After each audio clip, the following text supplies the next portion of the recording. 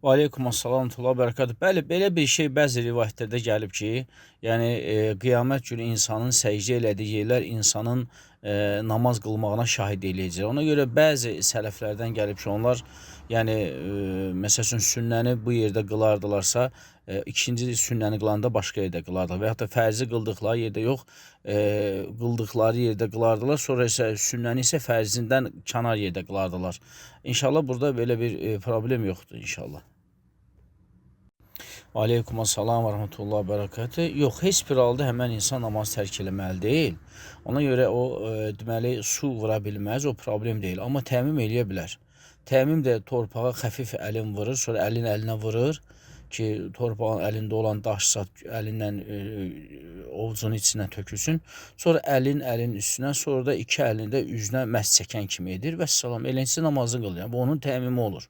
Hətta gözü sağalana qədər bu təmimdən elə namaz qılır, amma namazı tərk eləmir qəti formada. Və aleykum assalam. Elə namazda Rabbiğfir elə 3 dəfə deyilir. Yəni 3-dən artıq da deyə bilərsiniz, amma 3 dəfədə kifayət eləyir. 3 dəfədə kifayət eləyir. Qardaşım, vacib olan bir dəfə deməkdir. Sünnə-i uyğun isə 3 dəfə. Yəni bir dəfə desə də yetər. Amma ən yaxşısı, kamil olanı 3 dəfə deməkdir. Yəni təbii ki, 2 dəfə desə də sayılır. Bir dəfə vacibdir, yəni deyilməlidir. Amma 2 dəfə, 3 dəfə deməyi daha yaxşıdır. Ən kamil isə 3 dəfə deməkdir. İstəsə də 3-dən də daha artıq deyə bilər. Və aleykum assalam və rahmetullahi və bərəkatuh. Ümumiyyətlə, oyuncaq məsələsində, yəni canlı oyuncaqlar, istər kukla olsun, istər digər heyvanlar olsun, yəni onlar barədə müasir alimlərdən bəziləri deyir ki, mütləqən olmaz. Yəni hansı ki, canlı surətləri bilinir. Yəni qaş, göz, ağız, burun, belə bir şeylər varsa, yəni baxan kimi görürsən ki, bəli, bu açıq-aşkar filan heyvandır. Bütün üzü vəsf olunub, yəni düzəldilib. Bəzi alimlər deyir ki, belə oyuncaqlardan ümumiyyətlə istifadə edilmək olmaz. Və bəzi alimlər də deyir ki, böyle oyuncaqlardan istifadə eləmək olar, amma sonunda onu gizlətməlidir.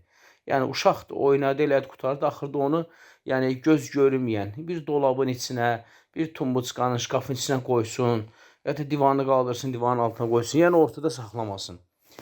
Bəzi alimlər də deyir ki, yəni bacaran qədər onların üzünün formasını dəyişsin. Yəni misal üçün bəzi oyuncaqlar var ki, görürsən ki, gözdür, gözünü misal üçün düymə tikiblər, nəsə tikiblər, yəni üzdən canlıya oxşayır. Amma onun gözünü, ağzını, burnunu oradan, yəni tikişdən sökəndə artıq burada heç bir üz qalmır. Və yaxud da ki, əgər onu ondan söküb, qopartmaq, ayırtmaq olmursa, onda üstünə bir dənə ağ parça tikir, qalan arasına. Və yaxud da ki, plastik kuklalar var ki, görürsən gözü tərpənir, gedir aşağı, qalxır yuxarı. Bax, onun gözünü götürməklə, çıxartmaqla artıq onda artıq göz qalmır. Beləliklə də o, baxan kimi canlı bir şeyə bənzəmir. Yəni, vəsf elətdirmir. Yəni, belə hallarda edə bilərlərsə, bunlardan birini eləsin. Amma onu tullasın, eləsin. Yəni, eləməsə yaxşıdır. Yəni, bu dediklərimizi eləsin. Və yaxud da ki, ağız, burun olduğu halda, yəni canlı vəsf olduğu halda onu elə sata da bilməz.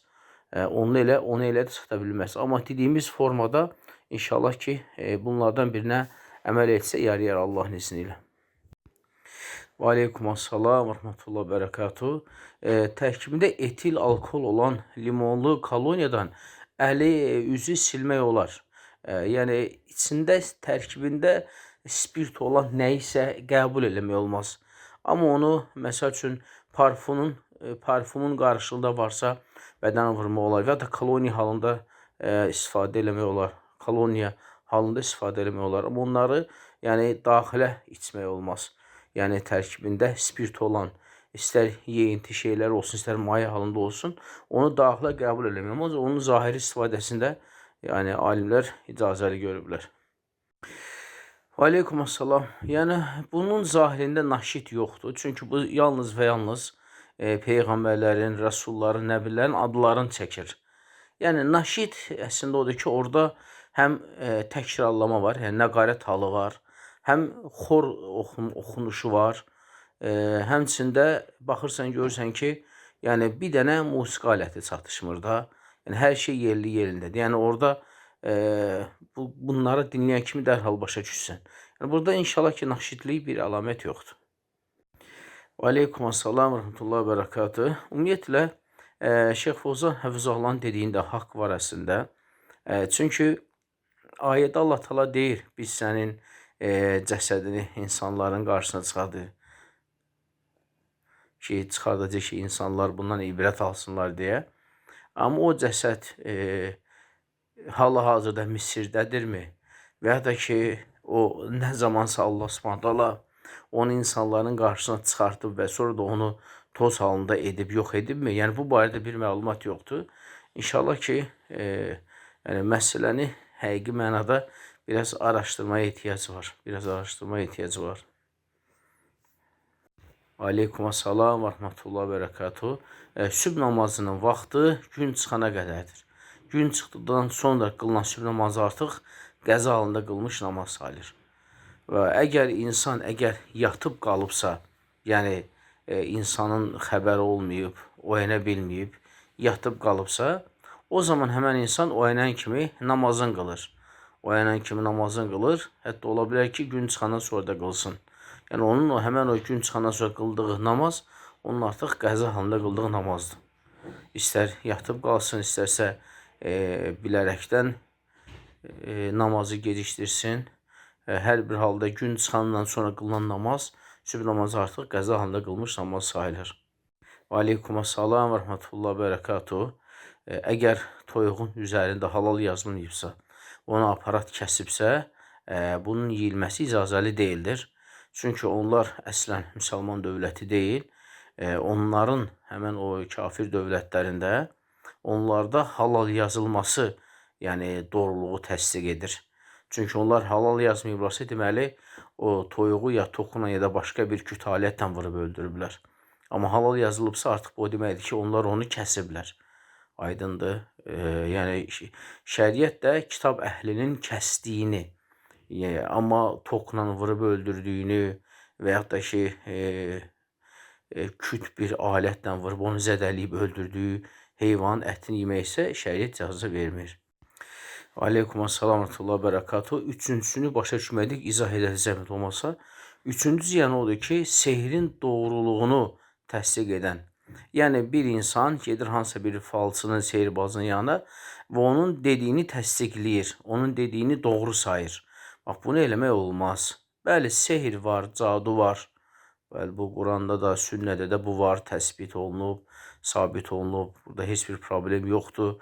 Amma söhbət sehirbazın, kahinin, falçının dediyini təsdiqləməkdir. Misal üçün, birini cadu eləyiblər, gedir hansısa bir sehirbazın yanına, deyir, sən filan kəs cadu eləyib və filan yerdə bastırıb. Bax, onun dediyini təsdiqləmək olmaz. Yəni, hədisə də həmən o nəzərdə tutulur. Və aleykum assalam, rəhmətullah, bərəkatuhu. Sual belədir ki, xavaricilərin paylaşdığı elanlara, yəni məzlum uşaqlar üçün, ailələr üçün, Fələstindəki acılar üçün və s. sədəqə vermək icazəlidirmi? Əvvəla onu qeyd edək ki, bu xavaricilərin, bu təkfirçilərin paylaşdığı hər hansısa bir elan olsun, fərq yoxdur. Ora yardım eləmək olmaz. Niyə? Əvvəla ona görə ki, onlar özlərindən başqa digər müsəlmanları kafir görürlər.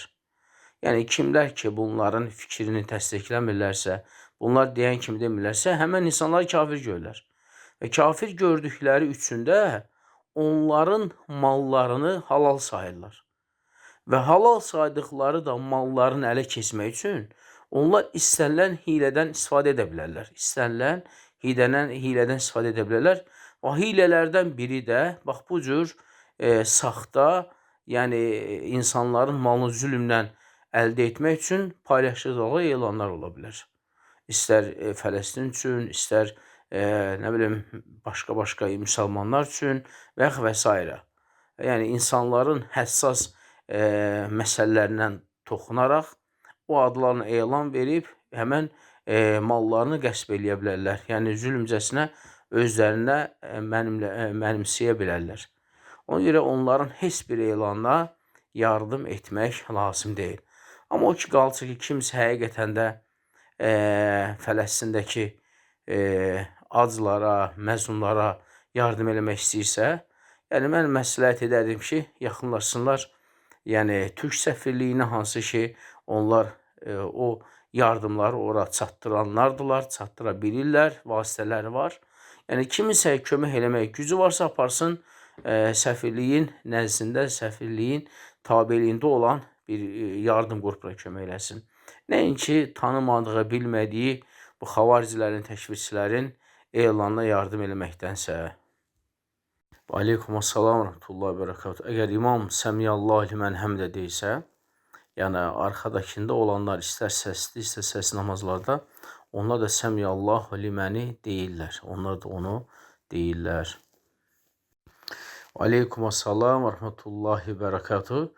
Ümumiyyətlə, əgər üzük və seyb alacağınız qadın, cahil qadındırsa, yəni hansı ki, hicab əhli deyil, ibadət əhli deyil, yəni həmən o zinət əşyaları ilə taxıb çölə bayra çıxacaqsa, o zaman o hədiyyəni ona almasanız daha yaxşıdır. O hədiyyəni ona almasanız daha yaxşıdır. Çünki yəni sizin aldığınız zinət əşyaları ilə bəzənib düzəlib çölə bayra çıxmasın. Amma əgər ibadət əhlidirsə, amma sadəcə hicab taxmırsa, o zaman ona başa salın ki, yəni bu zinət əşyalarını çölə bayra taxmaq olmaz, yalnız evin içində. İnşallah ki, elə nəsihət edib, o halda ona hədiyyə edə bilərsiniz. Yəni, biz qeyd eləmişdik, bilmirəm, indi o sualın cavabında tam dedik yoxsa yox. Yəni, o bilərzikdir, sırğadır, sepdir, yəni boyunbağıdır, üzükdür. Yəni, bunlar qadının zinət əşyasıdır. Yəni, o hədiyyəni alıb verməkdə bir problem yoxdur. Sadəcə, əgər qadın, yəni cahil qadındırsa, yəni itayət, ibadət eləyən deyilsə, onun bu zinət əşyası ilə çölə, bayra çıxması düzgün. Yəni, çölə, bayra çıxıb öz zinət əşyasını kiməsə göstərməyi icazəli deyildir. Yəni, əgər siz belə bir hədiyyə alıb vermişsinizsə, o zaman eyni zamanda dəvət də edin. Sizdən yəni dəvət eləməkdir. Yəni, sizin aldığınız hədiyyə haram bir şey deyil. Haram bir şey deyil. Sadəcə başa salın, dəvət edin. Yəni, sizdən o haqqı ona çatdırmaqdır ki, yəni gözəl bir üsulda ki, yəni müsəlman qadın, ümumiyyətlə qadın bu cür zinət əşyalarıyla çölə çıxmaz, çölə kiməsə göstərməz, eləməz. Siz nəsihətinizi edin və hədiyyənizi də al vermişsiniz. Bizə nəsihət edin, inşallah kifayət eləyər. Yəni, daimən nəsihət edin, Allahın izni ilə inşallah ki, boynunuzda olan yükü yəni artıq endirmiş olarsınız. Çünki isə eyni zamanda haqqı da ona çatdırmaq da boynunuzdadır. Yəni, bunu eləsəz, inşallah kifayət elər. Və aleykumussalam və rəhmətullahi və bərəkatuhu. Qardaşım, hədisin ləfsində sırf məscid kəlməsi yoxdur. Hədisin ləfsində, yəni mən bildiyim bu hədisin ləfsində belə gəlib ki, kim sübh namazını qılarsa və namaz qıldığı yerində oturub, yəni tərpənmədən, eləmədən günəş çıxana qədər zikr eləyərsə. Yəni, alimlər deyir ki, bu da o deməkdir ki, bu sırf məscidlə bağlı deyil. İnsan hətta öz evində bunu oturub əmr eləsə, inşallah ki, o savabı əldə etmiş olur. Təbii ki, mütləqən olaraq məscid ən əfsəl yer sayılır. Amma təbii ki, bilirik ki, qadınlar da məsciddən getmək biraz məşəqqətləri var, çətinlikləri var. Və ona görə də qadınlar bu savabı əldə eləmək üçün inşallah ki, evlərində də oturub o savaba nail ola bilərlər. Yəni, olduğu kimi əməl eləsələr, inşallah ki, ona o savabı əldə etmiş olarlar. Qardaşım, Şeyx Albani Rəhməhullah bu barədə zikr eləyib. Yəni, Şeyx Albani Rəhməhullah deyir ki, yəni Peyğəmbər s.ə.v-in deməsi ki, İmam Səmiyallahu limən həmd edəndə siz Rabbənə və ləkəl həmd deyin. Deyir, bu ləfz Səmiyallahu limən həmdə deməyin demək deyil. Deməyin demək deyil. Sadəcə ərəblərdə belə bir üslub var. Yəni, bu deməkdir ki, insan Rabbənə və ləkəl həmd İmam Səmiyallahu limən həmdəni deyəndən sonra deməlidir. O sadə deyiliş üslubu odur ki, İzə qalə Səmiyallahu limən fəqulu. Yəni, onu dedikdən sonra deyin. Yəni o demək deyil ki, sən də demə. Yəni sən Rabbənə və ləkəl həmdi İmam Səmiyallah limən deyəndən sonra deməlisən. Amma o demək deyil ki, sən də imam deyəni təkrarlamayasan. Necə ki, misal üçün sən imam təkbir eləyir, düzdür? Sən də hər dəfə o təkbirləri eləyirsən. Yəni sən rukuya gedəndə, rukudan qalxanda, səcdəyə gedən, səcdədən qalxanda imam Allah Ekber deyirsən də özü üçün onu təkrarlayırsan. Düzdür, düz deyil. Həmin o məsələ də buna da aiddir. Yəni biraz da ərəb dili qaydaları tətbiq olunur burada. Yəni bunların hər ikisi, yəni demək olar ki, eyni tərəzidə olan, yəni bir əməldir. Çünki alimlər deyir ki, yəni hər ikisi peyğəmbərdən varid olub.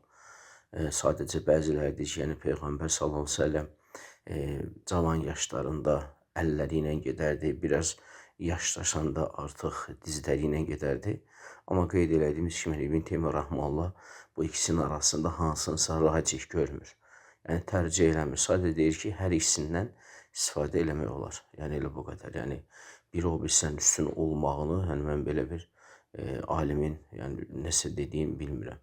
Yəni onu bilirəm ki, hər ikisini etmək olar Allahın izni ilə. Aleyküm salam. Bu Mişar Raşiddir. Mişar Raşid ümumiyyətlə anaşid oxuyandır. Yəni o belə sadə bir şeylər oxumur da. Mən elə düşünürəm ki, yəni bu ondan bir hissədir. Bu hissəsində anaşidlik hiss olunmur. Çünki bir təkrarsız zat oxuyur. Amma bu axırı tam versiyası olsa bunun, onda öcə biz bilərik ki, yəni bu anaşid yoxsa. Çünki bu adam özü anaşid oxuyandır. Yəni Mişar Rəşid özü anaşid oxuyandır. O məlumdur, ondan o məlumdur. Amma bu hissədən biraz kəsib götürülüb də, tam versiyasını kəsib götürülüb. Bunun tam versiyası olsaydı, biz artıq təyin eləyərdik. Yəni ki, bu sırf anaşid yoxsa yox. Və aleykumussalam və bərəkət. Təbii ki, olar. Əgər insan misal üçün əzan verib, sonra gedib dəstəmaz alıbsa, bəli, insan sünnə uyğun deməli 2 rükət dəstəmaz haqqı qılıb, sonra gəlib ya fərzi, ya fərzdən əvvəlki sünnətini qıla bilər. Yəni hansı namazsa ona uyğun sünnət varsa elə də eləyə bilər inşallah. Və aleykumussalam və rəhmətullahi və bərəkatuh. Təbii ki, yox, tərk eləməyinə tələsməyin. Çünki tərk eləmək islah yolu deyil. Çünki zaten onsuz da o günahın içindədir. Yəni yaxşı olar ki, siz ona musiqinin haram qadan olması barədə yəni balaca bir dərs göndərəsiniz ki, bizim tələbələrin o barədə nəsihətləri var, onu göndərəsiniz. Və musiqiyə qulaq asan insanın Qurandan necə də uzaq düşdüyünü ona xatırladasınız və musiqi səbəbilə insanların haqq yoldan azmağını ona bildirəsiniz, ona nəsihət eləyəsiniz və hər dəfədə o sizə musiqi göndərmək istəyəndə siz ona yenə də Allahla qorxudun, nəsihət eləyin və həmçində siz ona gözəl surələr göndərin, gözəl qarələrin oxunuşunu göndərin. Yəni qoy deməli musiqini o Quran qiraətini əvəz eləsin. Amma nəsihət eləməkdə davam edin, hətta hidayətə, islaha gələnə qədər. Amma heç bir halda onu tərk eləməyin. Çünki zaten o tərk eləsəz belə o islah deməkdir, o əksinə daha da ifsada gedəcək, daha da belə deyim, yolun azmış qalacaq. Ona görə tərk eləməyin, ancaq nəsihətinizi davam edin. Və aleykumussalam və rahmetullah bərəkatuhu. Yəni səhih sünnələrdə, yəni Peyğəmbər sallallahu əleyhi və səlləmin səsli namazlarda necə qıldığını vəsf edən sahabələr onun Fatihədəki bismillahını səssiz dediyin zikr ediblər. Yəni buna baxmayaraq, yəni Şafi məzhəbində belə, yəni bismillah səslə deyilir. Bu da namazı batil eləmir. Namazı batil eləmir. Düzdür, baxmayaraq ki, səhih hədislər onu göstərir ki, Peyğəmbər sallallahu əleyhi və səlləm səsli namazlarda bismillahını səslə deməyib. Amma kimlərsə hansısa bir alimin rəyinə, dəlilinə əsaslanaraq bismillahını səslə deyirlərsə, o onların namazını batil etmir. Namaz səhih sayılır. Amma dediyim kimi səhih hədislərdə isə bu varid olmayıb. Yəni Peyğəmbər sallallahu əleyhi və səlləmin səsli namazlarda bismillahını səssiz deməsi zikr olunub. Aleykumussalam və rahmetullah bərəkatuhu. Allah sizi müvəffəq eləsin, daimən davamlı olsun. Deməli, əgər siz məktəblə əlaqədar olaraq, əgər siz normal qiyam, ruku, səcdə edə bilmirsinizsə, istər tələbə olasınız, istər müəllim fərq eləməz. Onda siz həmin məktəbdə olduğunuz vaxtda həmin duha namazını stolda otura-otura qılın Allahın izni və inşallah namaz da səhihdir və keçərlidir. Və aleykumussalam və rahmetullah bərəkatuhu. Yəni Sizin o cüməyə getməməyinizin səbəbi, yəni bilərəkdən sizi bilirlər ki, cüməyə getsə icazə vermirlərsə və getməməyinizə görə inşallah ki, bir günah qazanmırsınız. Çünki artıq o vaxt sizin əlinizdə deyil, yəni o vaxt sizin əlinizdə deyil. Çünki siz hələ 18 yaşına çatmamısınız, məktəbdə olmalısınız və sizin həmən vaxtınız məktəbə tabedir. İnşallah ki, Allahın izni ilə sizə bir günah olmaz. Amma çalışın ki, heç olmasa 3 cümədən bir də yəni gedə biləsiniz. Yəni əgər buna da imkan vermirlərsə, inşallah ki, Allahın izni ilə inşallah ki, günah daşımırsınız. Çünki vaxtınız sizin əlinizdə deyil. Və aleykumussalam və bərəkatuhu. Quran-ı Kərimdən hansı surəni ərəbiyyə tərcüməsini dinlədikdə oxumağın savabı qazanılır? Xeyr, oxumağın savabı qazanılmır. Yəni hər hərfinə 10 savab qazanılmır. Amma ümumilikdə bəli savab qazanır. Çünki həmən insan həmən anda Qurana deyil, haram bir şeyə qulaq assaydı, musiqiyə və digər başqa bir şeyə qulaq assaydı, necə ki ona görə günah qazanacaqdı, onun əksi olaraq isə dini ayələrə və ya da hədislərə və ya da ki, dini dərslərə qulaq asıb, yəni elm təlim dərslərinə qulaq asmağına qarşılığında belə o da savab qazanır. Yəni musiqiyə qulaq asıb günah qazanacaqsa, əksi olaraq dinə aid nəyisə dinləyirsə, istəyir Quran, istəyir hədis, istəyir elmi dərslər, bəli, buna görə də o insan savabını qazanır. İkinci sual, insan özünə qarşı güvənsizliyi, inamsızlığı nə səbəbdən baş verir?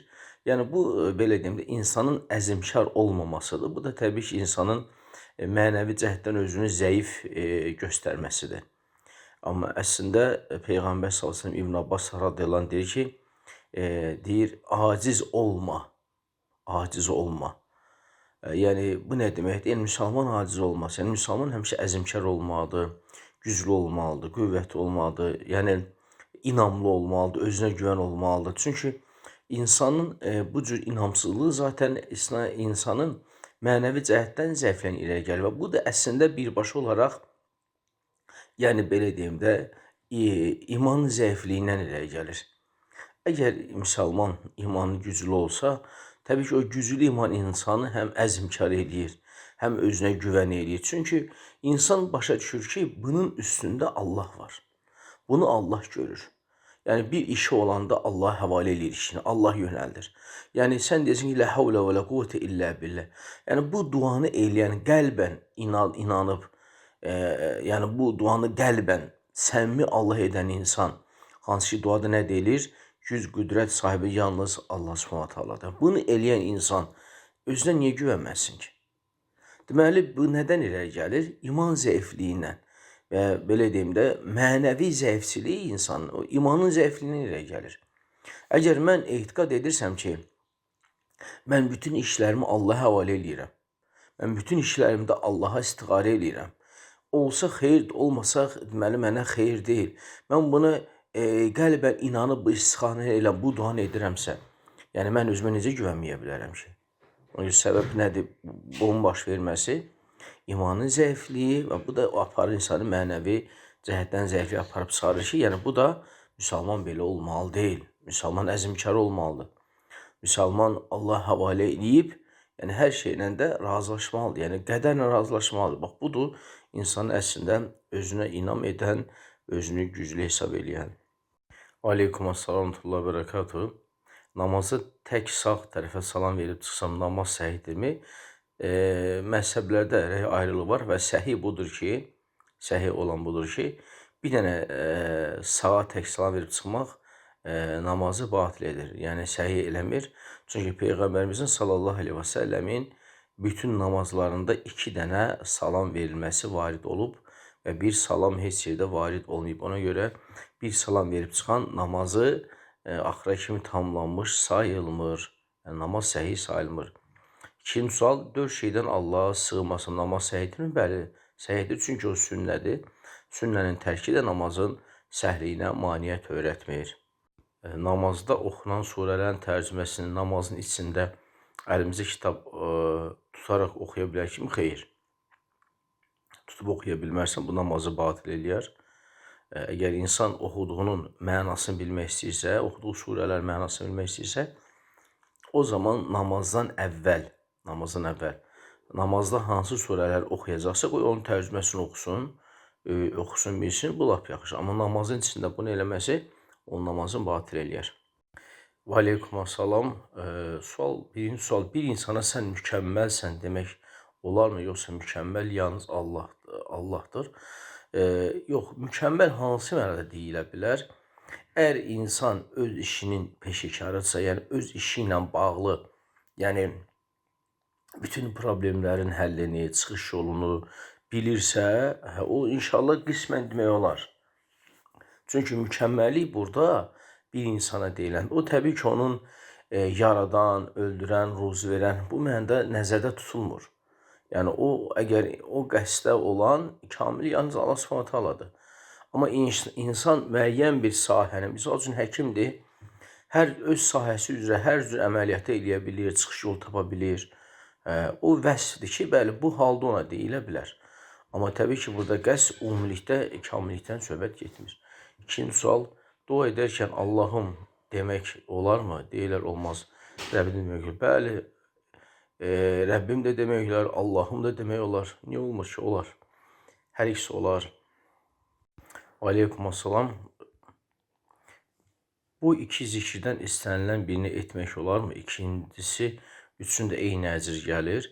Əslində, məşhur olan elə ikinci rivayətdir. Çünki birincə yalnız əşhədu an la ilahe illallah və ənə Muhammedən Rasulullah gəlib.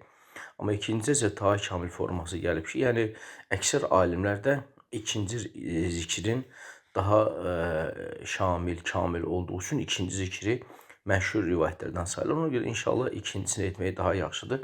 Çünki o birincidən daha artığı da var. Birincidən artığı da var onda. Ona görə inşallah ikincini desəz daha yaxşıdır. Aleykum assalam və rahmetullah bərəkatuhu. Birinə belə bir dua etmək olarmı ki, Allah sənə hər iki dünyada xeyir nəsib etsin? Bəli, niyə eləmək olmur ki? Olar. Çünki bizim bu dünyamız da var, o bir dünyamız da var. İnsan ola bilər ki, ancaq kim üçünsə bu dünyası üçün xeyir istəyir, amma ahirəti bərbad halda olur. Amma insan var ki, insan üçün dua edir, həm dünya və həm də ahirət üçün xeyir istəyir. Bəli, olar. Ən yaxşısı da elə odur. İkinci sual budur ki, yəni doğum günündə, birinin doğum günüdür, ona dua etmək olarmı ki, məsələn, Rəbbim sənə uzun və xeyirli ömür nəsib etsin və s. Ümumiyyətlə, bu təbrik, yəni ad günündə bu təbrik sələflərdən gəlməyib. Sələflərdən gəlməyib. Çünki bu bidət sayıla bilər. Niyə görə? Çünki insana uzun ömür, can sağlığı, xeyirli ömür, yəni hər bir anda yəni dua olunur. Necə ki, Peyğəmbər s.ə.v dua edər ki, Allahumma atil ömrü fi itaatik, ey Rəbbim, məni ömrümü öz itayətinlə artır. Hətta sələflər bundan da daha böyük dualar ediblər.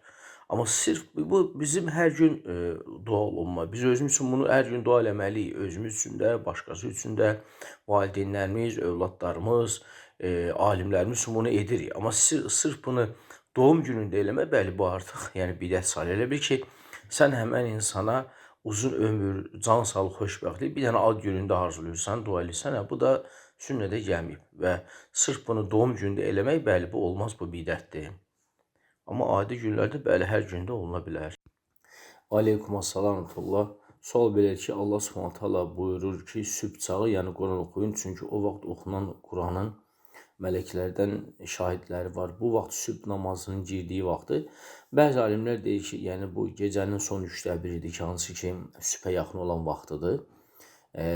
Yəni bəzi alimlər də deyir ki, bu yəni sübh namazından sonraya aiddir. Yəni sübh və sübhdən sonraya da. Yəni inşallah ki, hər ikisi də səhihdir. Yəni biri var, insan gecə namazına durur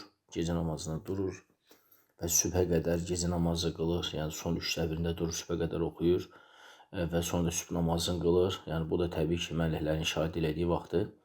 Həmçində sübh vaxtı da, sübh namazı vaxtı da mələklər dəyişilən vaxtıdır. Mələklər yəni növbə dəyişirlər. Və sübhdən sonra da oxunanda təbii ki, buna da şahidlik eləyə bilərlər. Ona görə hər ikisi də səhihdir. İnşallah insan kimsə istər sübh, istər də sübhdən sonra oxuya bilər. Hətta hər ikisini də eləyə bilərlər. Çünki hər ikisi də mənacan səhih sayılır. Aleykum assalam və rahmetullah bərəkatuhu. Biz Tövratın və İncilin dəyişdirildiyini nəyə əsasən deyirik? Biz həm Qurani Kərimə açıq-aşkar ayətlər var ki, Allah Subhanahu taala deyir ki, onlar dəyişdilər, Allahın endirdiyi kitabı dəyişdilər. Həmçinin səhih hədislərdə də var və həmçinin səhih hədislərdə kifayət qədər var. Yəni ayət əslində özü kifayət edir. Çünki ayət bir deyil, təxminən o barədə səhv etmirəmsə 10-a yaxın ayə var ki, yəni kitab əhlinin öz kitablarını dəyişdirməsi barədə. Həmçində kifayət qədər hədislər var. Yəni Buxari, Müslim və digər səhih mənbələrdə kifayət qədər hədislər var. Aleykumussalam və rahmetullahi və bərəkatuhu. Saqqal çıxsın deyə qırxmaq da haram sayılır? Bəli, əlbəttə ki. Saqqal çıxsın deyə onu qırxmaq özü də haram sayılır. Çünki faktiki olaraq insan onu qırxır.